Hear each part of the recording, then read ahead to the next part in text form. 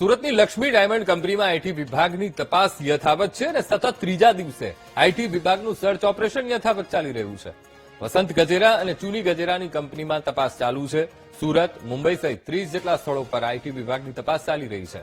તપાસ દરમિયાન બેનામી વ્યવહારો અને કાળા કારોબારનો ખેલ ખુલ્લો પડવાની શક્યતા છે.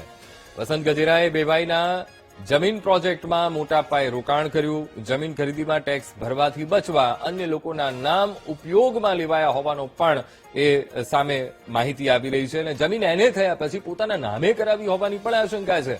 જમીન ખરીદી, શેર બજાર, જ્વેલરી સહિતની મિલકતોના દસ્તાવેજો પણ જપ્ત કર્યા છે. વસંત ગજેરા અને ચુની ગજેરા આ કંપનીમાં ડિરેક્ટર પદે છે. વિશાલ ગજેરા અને જતીન ગજેરા કંપનીમાં ડિરેક્ટર પદ પર છે. તો કાળા કારોબારનો આખો ખેલ ખુલ્લો પડશે એવું માનવામાં આવી રહ્યું છે. આજ મુદ્દે સંવાદદાતા ધ્રુવ સોમપુરા ફોન લાઈન પર. ધ્રુવ, સુરતની લક્ષ્મી ડાયમંડ કંપની જ્યાં આઈટી વિભાગની તપાસ હજુ પણ ચાલુ છે, શું મળી આવ્યું છે ધ્રુવ? બિલકુલ, સુરતમાં આજે ત્રીજા દિવસે પણ ઇન્કમટેક્સ વિભાગના દરોડા જે છે તે યથાવત જોવા મળી રહ્યા છે.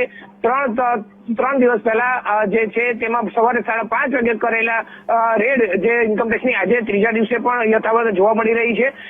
જેમાં ખાસ કરીને સૌથી મોટું ઉદ્યોગપતિ એવા વસંત ગજેરા અને ચુની ગજેરા કે જેઓ રિયલ એસ્ટેટ થી લઈને ડાયમંડ ઉદ્યોગપતિ તરીકે જાણીતા છે અને તેમને ત્યાં 30 જેટલી જુદી જુદી ફોર્મ પર અત્યારે દરોડાની કામગીરી ચાલી રહી છે.